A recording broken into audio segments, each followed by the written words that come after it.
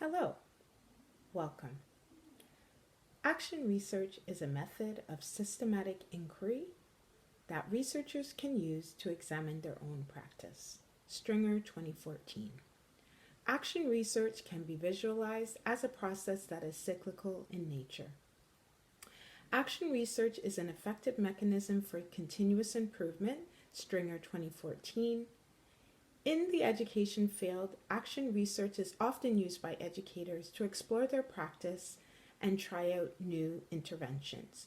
For this discussion, I will be exploring a potential action research project I'm interested in working on. The first question is, what is the problem to be solved?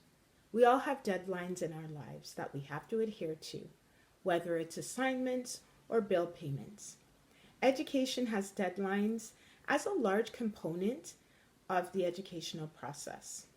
There are positives and negative effects of deadlines.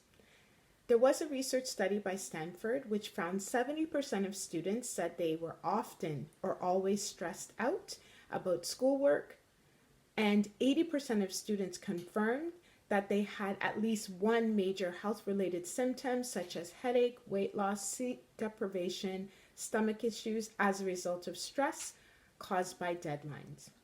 These statistics exemplify some of the issues I have faced as a new educator in college around deadlines.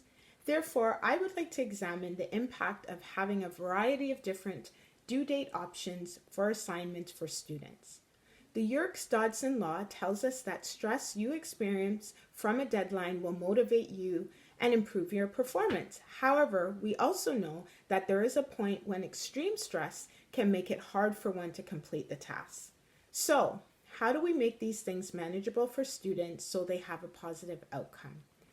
Zhu 2016 completed some extensive research in this area and found several themes that emerge with students with deadlines.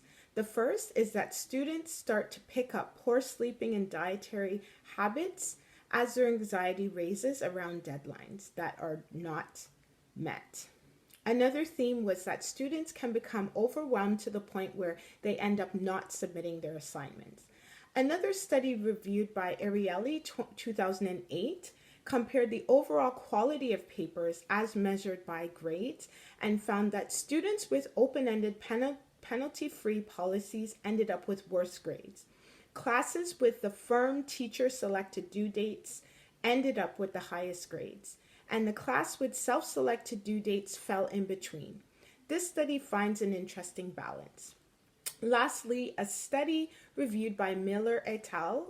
2018 examined student performance after applying different deadlines and found that there were rigid deadlines that took away from student participation in assignments.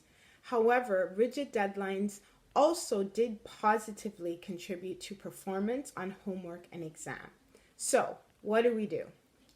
What are some of the goals I wish to accomplish with this action research plan?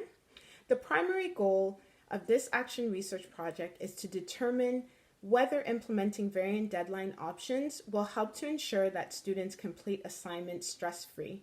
Some secondary goals would be to contribute to better learning environment, improve my own practice as an educator, provide opportunities for students to become involved in research, and to raise the profile of this issue in the college. The next question is, who needs to be involved? Students, administrators, educators, and community stakeholders. Another question is, what obstacles do you foresee and how will you circumvent them? I anticipate some obstacles would be faculty, administrator, and student buy-in. There can be certain levels of resistance among faculty around anything new. Another issue I foresee is students also being resistant, as this may be something new to them, and many students don't like change. A study reviewed by Tondewin et al. 2019 examined major issues for students who were implementing action research, and they also found that teachers were challenged in the area of additional workload, which happens when they're conducting the action research, writing anxiety, a lack of time, inadequate knowledge of action research. I also seen these items being of grave concern for me as an educator. My next question is, what are some of the solutions or interventions do I propose while implementing this action research? I would like to implement this action research and the following interventions in 3 classes that I teach. 1, Social Diversity in Contemporary Canada, 2, Social Policy, Social Justice and Change, and the 3rd, Professional Practice. I would like to implement a different intervention in each. The first class, I will have students adopt self-imposed deadlines, so they'll decide what deadlines they have.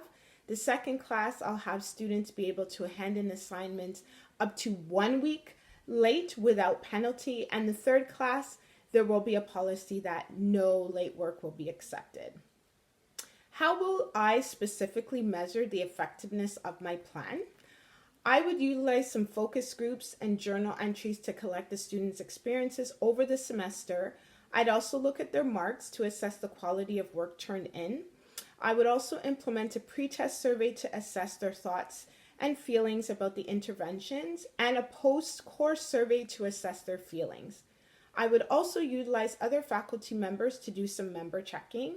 I would collect the data and utilize grounded theory and coding to delineate certain themes. I would engage the students in visualizations of the data collected and have them assist and support in the sense-making process. And lastly, I would then share the information and report the findings to the students, faculty, and administration at the college. In conclusion, transformational practice is a holistic process. It takes a community of interested parties to be involved. It is felt that if this action research is implemented, it will be transformational in its ability to provide important learning both for educators and students. Bell Hooks speaks about students having a holistic experience of learning as the ability and practice of freedom. For me as an educator and as an individual that is striving for a decolonized practice, this is what I aspire to. That notion of freedom and what Paulo Freire speaks about as liberation. Education that liberates the soul and mind. Thank you.